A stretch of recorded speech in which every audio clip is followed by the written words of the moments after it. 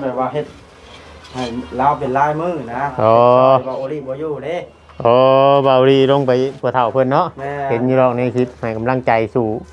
นั่นช่วยเพิ่นอยู่ มามุงนั่น สิมาตั้งคลินิกอยู่นี่บาดนี่ไผชักคือชักยานะแม่นแวะเข้ามานี่บาดนี่เนาะเออเฮ็ดห้องเดียวเลยบ่เฮ็ดหลายห้องห้องเดียวนะตอนนี้เนี่ยก็อยู่ไปอืมขายได้อะไรนี่อัน3เทื่อ3พอกนี่บ่จะใหญ่นี่3บ่แล้ว1 2 3 4เนาะนี่เนาะบนที่4โอ้ยจะต้องไหนอันนี้นะบอนที่4เด้เนาะบนที่เออย้ายได้4ง่าย3บอนแล้วบอนที่4เพิ่นย้ายมาใกล้เฮ้ยมันบ่ไกลนะเนาะทักแน่ดิตรงนานี่ก็แม่เราแล้วหัน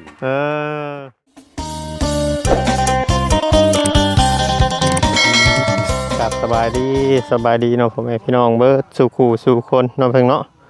มาสมองสบอนว่าจะเป็นพี่น้องทางฝั่งลาวเนาะกราบสวัสดีพี่น้องทางฝั่งไทยอีกทีนึงพบพ่อกับช่อง YouTube ของว่าวิ่งชายใจกันด้อยพี่น้องเนาะอีกคือเก่าคือเดิมพี่น้องเอ้ยอยู่แถวป่าแถวดอนเนาะพี่น้องมื้อนี้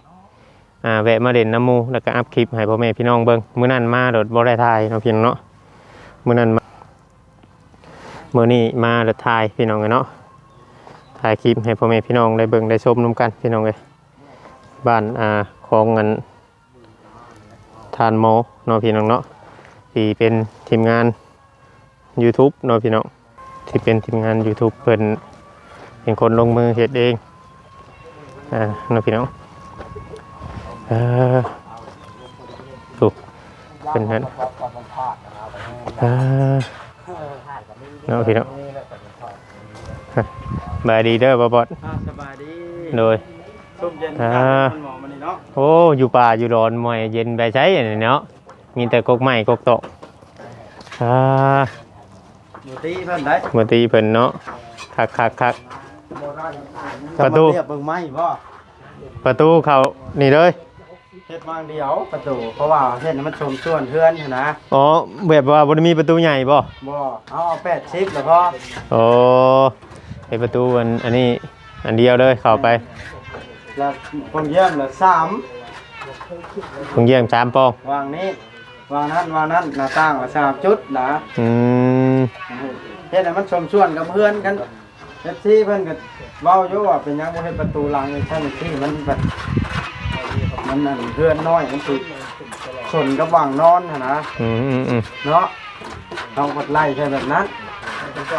คำว่าต่อไปสมมุติว่าคำมีงบมีหยังว่าเฮาก็เอาเนาะบ่อนอยู่วันเช้าอีกเนาะแม่นก็ไปนั้นนี่ทางหน้านี่ชุดหรือบ่ทางหน้าอย่างพวกทางนี้ชุดแล้วทางนี้ก็บ่ได้มีแต่ก็ไปทางดังพุ่นครัวล่ะเฮ็ดวางนั่งกินข้าวกินน้ำพุ่นเลยโอ้เห็นแล้วนะเฮ็ดพอดีชมชวนกับเพื่อนนี่ได้เนาะเอากันเพื่อนใหญ่เฮาก็มันก็เฮ็ดใหญ่เนาะแม่นแล้วอ่ะตามวิธีของมันนั่นแหละไม้ค่อยช่างเอาใหญ่ดีเด้บ่เวียงเอ้ยเยืองมึงเนาะบ่เดี๋ยวไม้บักใหญ่เลย12เนาะ13บ่แม่ช่าง12เขาแถมให้เส้นนึงเป็น13ก็ดีเลยเขาแถมให้เนาะใครกว่าเขารุดให้เนาะใครกว่าเขารุดให้ประตูนี่เป็นประตูนี่พี่น้องเป็นประตูวันกองเดียวประตูบานเดียวเขาเลยแต่ว่าเขาออกกว้างได้80เลยก็80มันได้บานประตูหมดแล้วคันปกติละ75จังได๋บ่80เบิ้ลของข่อยซื้อมาซื้อแม่ปกติทั่วไปแล้วเขาใช้กันเฮ็ดแต่75ก็สิว่าแต่ตัวนี้มันใหญ่เขาอยากเอาตู้เอายังเข้าตัวทางเวียงประจำเป็นหัวหน้าทางสบายดีโดยบ่ฮู้ว่าสร้างอยู่นี่เนาะบ่ฮู้ว่าสร้างอยู่นี่แล้วข่อยทำหาสร้างได้เลยอยู่ข่อยบ่นะแก้วบ่ว่างก่อนนะเนาะแม่นข่อยทำหาสร้างอยู่มีแต่ว่าบ่มีสร้างพอเฮือนทันหมอละสร้างเปื้อมันมีเฮือนทันหมอละสร้างหลายผู้นี้ได้สร้างมาทางใดน้ำบ้านนี่บ่น้ำบ้านนี่เฮาเอามาแบบว่าเฮ็ดให้ลาวเป็นลายมือนะอ๋อว่าโอลิบ่อยู่เด้ โอ้เบาดีลงไปปวดเท้าเพิ่นเนาะ แม่ เห็นอยู่หรอกในคลิปให้กำลังใจสู่นั่นช่วยเพิ่นอยู่ ามามุงหลังโค้งหลังคาเฮ็ด2คนประเทศบ่ได้แบบนี้ โดย ต้องผู้ยืนคือล่างผู้หนึงขึ้นทั้งสองแบบนี้นะ โดยก็นี่สองมื้อนี้บ่ แม่นสองมานี่ อืม วานนี่ครับมานี่ อืม มานี่มาเทคานตัวนี้ตัวนั้น อืม มานี่นะมันละเสียเวลาต้องได้ท่าปูนให้ปูนแข็ง เพราะว่าเพื่อปูนสิแข็งเนาะ แม่น แต่นี่ก็ยังบ่อยากอันนั้นปานใดเนาะ แค่นี่แต่ว่า แก้ ข้าวเฮ็ดได้แต่ว่ามันเขาเอาปูนแท้ปูนแดงมันละแข็งไว้นะ เนยตรวจจัดดีตรวจจัดดี คือ คั ว่าก ไว้พอสมควรเนาะ ๆไวๆอืม ไม่จังใจมันโตมันยังไม่เยอะแก่ โอ้ถูกใจท่านหมอคักเนาะท่านหมอเนาะ ถือใจเพิ่นได้ เออ ยิ้มมา ผมเจ้าออกมาก็แต่มื้อเช้านี่บ่ท่านหมอเจ้าออกมาก็แต่มื้อเช้านี่บ่ต้องคอยเห็นน้ำห่านเบียนบ่ บ่แล้ว มาใหม่บ่ มาก็มาวางไหนนี่แดดมาบ่ได้ มื้อเช้านี่คือเห็นหยังเกะๆออกมาพี่ ปัญหากันย่างมา ย่าง ได้ ไปย่างไปแบบว่า โอ้ มันใกล้มาแล้วมัน เลย ใกล้อยู่ไหนกัน อืม มันสีตาสีไหน เพิ่นสิเฮ็ดอันนั่นเลยเฮ็ดห้องเดียวห้องหยังเลยเนาะ ก็จ้อยแล้วเวียกแล้วมาตั้งวงกลมแล้วเดี๋ยวนะยังวงหนึงตั้งหมดแล้วนี่ว่าสิตั้งว่า บ่จ้อยนะฮะก็มาบ่คือมาแต่เช้าพุธ หากลับมาผมหันลุดลายกับ900เดียวเลย โอ้ยเนาะมาเอาเงินค่าน้ำมันรถเด้อชื่อนี่เนาะ โบให้ได้ไม่ได้เสียน้ำเพิ่นได้เพิ่นให้น้องน้ำได้ เฮ็ดห้องน้ำไผน่ะ เอ้าคือเพิ่นได้ใช่ไหม ดีใจ อยู่ทางบ้านดงเห็นนู่นนะบ้านน้องบอกน้องเบียร์เพิ่นนะ อ๋อบ่ฮู้เด้เรายังบ่ได้เข้า เพิ่นให้น้องน้ำแล้วก็เพิ่นให้น้องครัวพร้อม บ่ เพิ่นนะฮะเพิ่นบ่ได้คุมกำกับอยู่พุ่นบ่ เพิ่นว่าให้เขาเฮ็ดเองเพิ่นว่า อืม ถ้าว่านั่นล่ะสิขึ้นไปอัปเดต ห้องน้ำผู้สาวนั่นบ่ แม่นเฮ้ยว่าจ้อยเฮ้ย บ่จ้อยบ่ธรรมดาเนาะ อ่า มาแล้วนอนมันเลยนะ ห้องน้ำได้สบบ่บด น้ำเดียวเฮ็ดไปทีละขั้นละตอนกัน เอาห้องน้ำชาวโลกก่อนเนาะ แม่น เออ เพราะว่าเขาเฮ็ดไปเขาเว้าก่อนบ่ได้เด้ อืม ต้องเฮ็ดไปแล้วตัวใดจังว่าค่อยอัปเดตไปเรื่อย น้ำนี่เปิดแต่ละเทื่อนี่เดือบ่ทางกันน่ะ ๆทางนะ เออ ได้อยู่ขั้นซองทางถังนะ โอ้สุดยอดอะดีเนาะน้ำนี่เนาะท่านหมอน้ำลายท่านหมอเนาะฮะ น้ำสร้างแล้ว เออเราแห้งเนี่ยเนาะเออ น้ำมันมองมีโอ้ยน้ำที่เจ้าแห้งสีร้าย ยังบอกว่าอันว่าอันทวนเทียนอันนี้เนาะแม่นเอาสังกะสีเลยเนาะมันจ่อเนาะ มันอาลูซิง รูซิ่งเลย แม่นเอารุ่นแบบผลผ้าแทบบ่ดอกเลยประเทศน่ะ คักคือกันในแบบนี้ก็เฮ้ย ยิงบัดเดียวเท่านั้น คัก ดีดบัดเดียวตั้มแล้วคือไปตอกจบ อืมคัก เฮ็ดจาก บ่ลังเทื่อเฮาเบิ่งไว้เป็นตัวอย่างได้ลังเทื่อมีเคสอื่นๆเด้ ผมชายไผนั่นเด้อเว้ย เบิ่งอยู่งามสุดยอดได้อนี่สุดยอด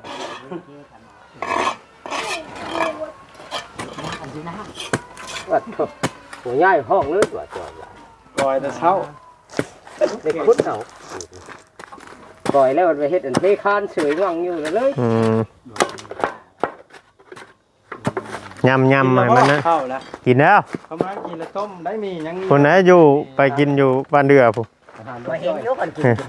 ฮะ ก็เห็นอยู่จะกิน เห็นก็แบบบ่อยากทักทายกันเนาะ เขาแม่ยันตะมูไปให้เป็นเจ้ามือเนาะ โอ้ยย่านแต่ให้เดียง แม่นคอยเห็ดว่าคอยแลนรถไว้คอยก็เลยบอกว่า โอ้ ยังคอยแลน แม่นบ่ คอยเห็นอยู่จะกดโทรศัพท์ จ้อยบ่ยอมแม่บ่ได้เลย มายอมแว่อีกเออสบายดีเด้อท่านหมอวันนี้สิมาตั้งคลินิกอยู่นี่บาดนี่ไผชักคือชักยานะแม่นแวะเข้ามานี่บาดนี่เนาะเฮ็ดห้องเดียวเลยบ่เฮ็ดหลายห้อง ห้องเดียวนะแต่มันมีเนี่ยก็อยู่ไป อืมขายได้อะไรเงี้ยอัน3เทื่อ3พอกนี่บ่จะใหญ่นี่ สาม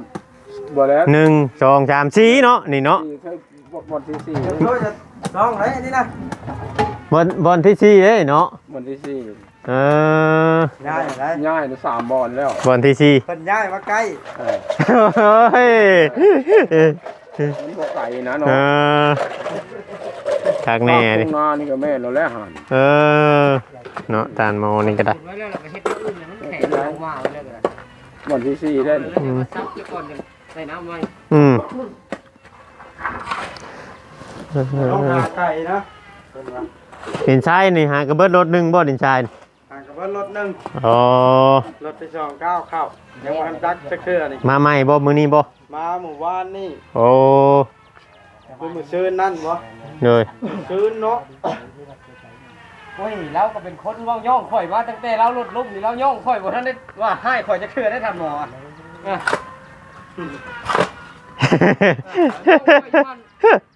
ข่อยกายไม้แล้วว่าโอ้ย หางย่างนี่เพิ่งพาตัวเองไล่แล้วดินี่เนาะท่านหมอเนาะ โดย เออย่าง ก็ย่างไปนี่จากป้าอย่ามันพลาดนะ ระวังไหน เราบ่ป้า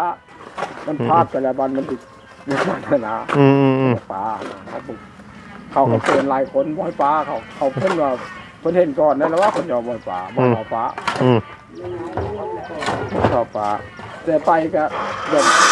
จับกันเอง อืม แล้วมันซึ่งแบบเดียวนะยอมมันนั่นเลย อืม บ่เข้าป้า อืม โอ้สิบ่ป้าเราเห็นห่างแล้วบาดเขาก็เนาะ นี่โจมมาบ่วิทย์บ่โจมประจำนะ บัดลุงน้องเจ้าเฮ็ดของน้ำของครัวเขาสิบ่นั่นบ่เจ้าบ่ไปคุมบ่จ้อย ขับคนยังประเทศ ยังบ่เฮ็ดบ่เออ นี่ว่าช่างเครื่องไปแล้ว ช่างกันยังประเทศ ยังบ่ได้เฮ็ดช่างไปไว้ซื่อต้องไปเบิ่งไหนเนาะบ่บ่เนาะ แม่น แล้ว จะไปอีกแล้วครับไปล้มไหนหัวท่านหมอยิ้มท่านหมอบ่ได้มีแขวข้างหน้าเลยเยี่ยมมึงว่ะ บ่มีค่ารถน้องรถล้มนี่บ่ ก็ก้อนพ้น อ๋อเดี๋ยวว่าบ่มีค่ารถล้มนี่โว้ยบ่ต้องใช้แค่ปลอมให้เราแล้วแบบนี้ เป็นโทษได้แล้ว เป็นโทษได้เฮ้ยมื้อไรชาวเบาดีขึ้นมา ยังบ่ฮู้ได้บ่เท่าเราอาการนักเลย เออ เดี๋ยวนี้ครับ เดี๋ยวชม เบิ่งได้บ่จอยจับน้ำเพิ่นนะ ได้ นี่แหละ มันเจ็บมันปวดได้มันเฮ็ดของ โอ้ยเออ ดูวิทย์เอาไปจังหน่อยบ้างเด้อ อยู่ไหน เอาได้ ได้ละยังบ่วิทย์ มันบ่วิดได้บัดเราก่อขึ้นฮะ ลงไปเด้อค่ะนี่บ่ค่าเช่าตัวนั้นนี่ไปดูได้ละไปนั่นละ ไม่แล้วไม่แล้ว ได้เนาะ ได้แล้วเลยทานจนนั้นบ่ลงบ่เฮ็ดบ่ ยามันถึกข้างเรื่องนั้นเลย ค้ำไปก่อน มันยังบ่อยากแข็งปานใดเด้น วิแล้วบ่ได้แล้ว ได้ละได้จบมาเนี่ย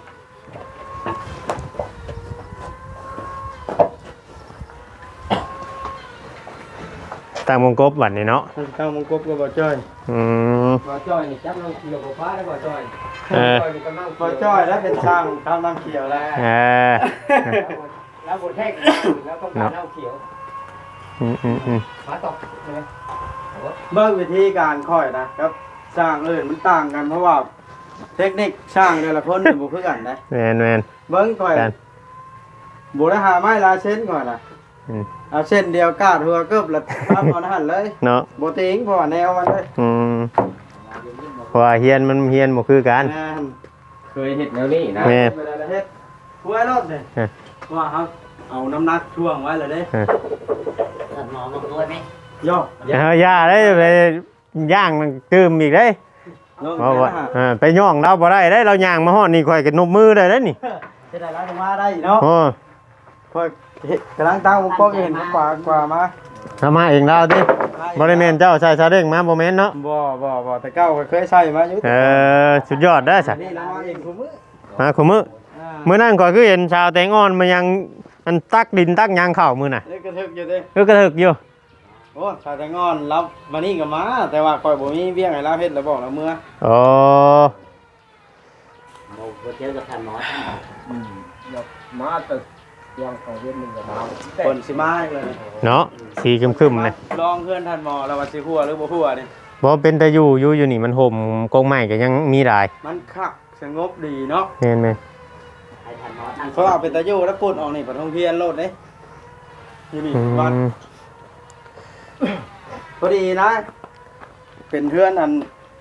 ท่านหมอโดยตรงเนาะ โดย ว่า ทางมัน ท่านหมอตั้งคลินิกเด้ คลินิกเด้อนี่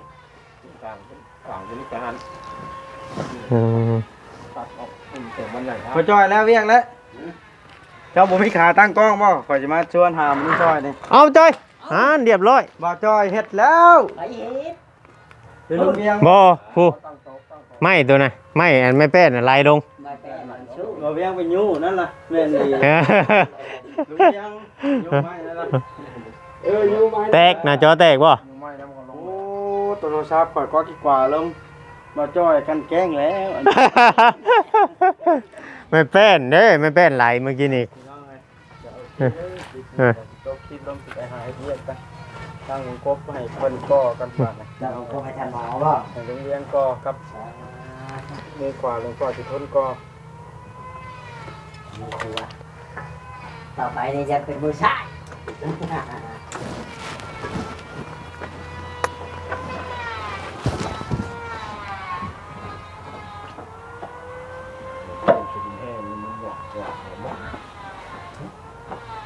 อืม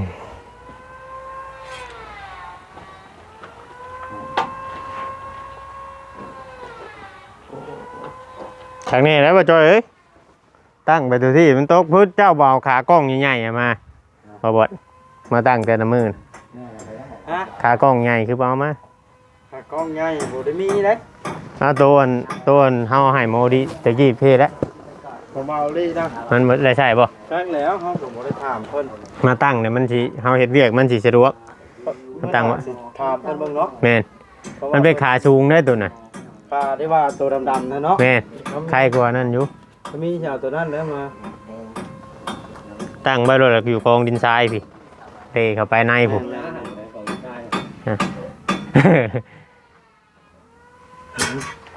บ่จ่อยแซแนลเต้ แล้ว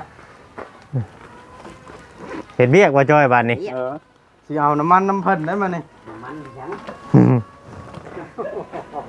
แค่น้ำมันเลยไปสิเอาน้ำเจ้าละตี้มา แล้วก็ปฏิทายเอาทอดกันกดตัด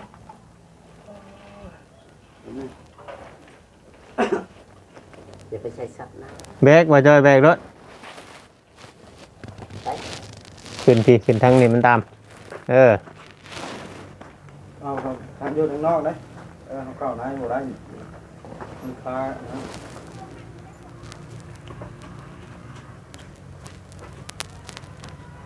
ชงยังทานหมอเฮือนเจ้านี่ชงยังเฮือนเจ้านี่ฮะเอายันมาเพิ่นบอกฮะชงคลินิกโอ้ตั้งชื่อชงคลินิกบ่ เพื่อนยังช่วงยังสงคลินิกมาได้ใครป่วยใคร โอ้มานี่เลยอันน้ำห้านแถวบ้านนี่ก็แบบว่าบ่ได้มีห้านชาคือชากยาเนาะ บอกแล้วอย่างนี้นะ บัดนี้แหละ ว่าภาษาไทยเนี่ยกับวิทย์อนามัยอยู่บนเดือนะ เนาะแถว เขาทุกศาลา แถวนี้อะเนาะ เจ้า อ๋อ เพิ่นสิมาเป็นทุกศาลาอยู่ บ่ได้ลืมนะว่าโดดล่มโดดหยังบ่ลืมนะว่ามวยชาคือชากยานี่ ยังคือเก่าแล้ว ยังคือเก่าเนาะ ทำลืมแล้วเลยนะ โอ้ยคำดื่มได้แล้วได้ไปเฮ็ดไปตัวทีบได้เนาะ เฮ้ย เก่า อืม ยังคือเก่าแล้ว เออ ตั้งกบ ดีแล้วดีแล้ว อันแรกสาวนั้นท่านตัวทางก็ตัวที่สี่กำลังติดตั้งใช้วางนี้ตั้ง ยังเก่ายังจืดยังจำอยู่ยังเห็นได้อยู่ เนาะสุดยอดสุดยอดยอดแล้วพี่น้อง อันนั้นมันเป็นเรื่องก็ขึ้นตัวนี้นะ หน้าตั้งไปกับกว้างชอบ ไปไป อืม ตัวนี้แหละ80เพราะว่าทางนั้นเข้าก็ได้เข้าก็ได้แต่คนบ่มาเนาะอาจารย์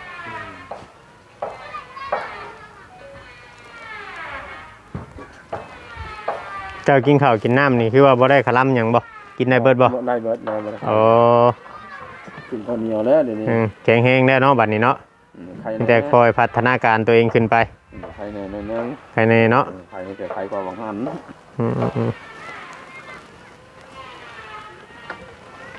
กะว่าเป็นตอนแรกนี่มันยางมานอนเฮือนหลังนี้บ่ได้เมื่อเฮือนหลังนั้น บ่นอนหลังนี่หลังบนไกลๆนี่แหละ มันไกลนี่ เฮ็ดอุ่นน้ำนี่แหละ บัดไฟเนี่ยโตมาแต่เฮือนไฟชุมเจ้าใส่ สภาพท่านหมอ บ่ ลูกผู้เพิ่นเลยล่ะ บ่ทันบ่ ว่าจะเฮ็ดสักแขวงพุ่นแหล้วเห็น เฮือนนั่นบ่อนเจ้าย่างตะกี้เห็นบ่ อ๋อ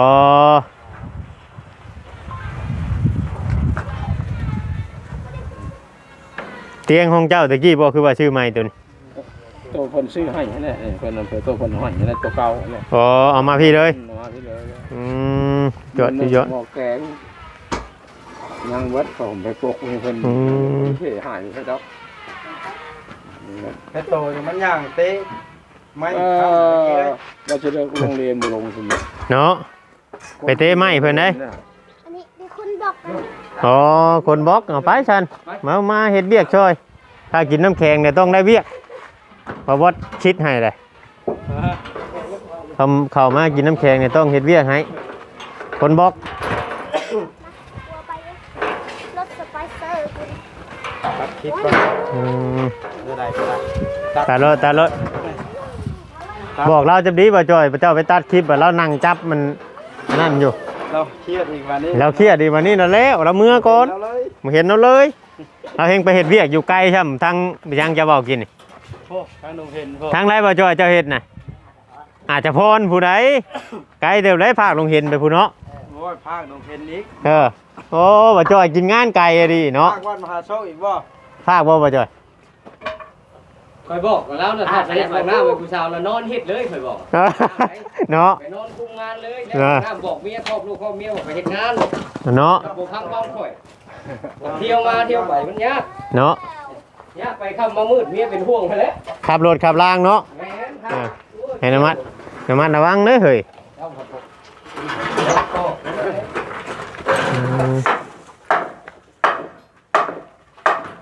เอ้าเฮ็ดอย่าพาเฮ็ดไปชัดให้หมู่มาดึงก่อนจังหน่อยมันก่อนบอกเจ้าครึ่งรอบบ่แพ้ฮะอย่าพาดึงบอกกันจะดีได้ดึงกะวะ เดี๋ยวบอก เอาวันนี้ดึงคนน่ะเถื่อมันบล็อกทับตีนด้วยเจ็บ นั่งคนเข้าบน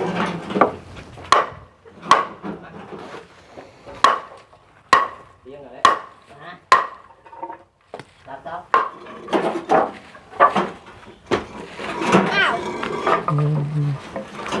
เอาไหมนี่ได้แหละยาวโคตรมาเนี่ย แล้วกูชิดทมอันนั้นไปได้ เอาต่อตาต่อแล้วจากกูต่อปีนี้ก็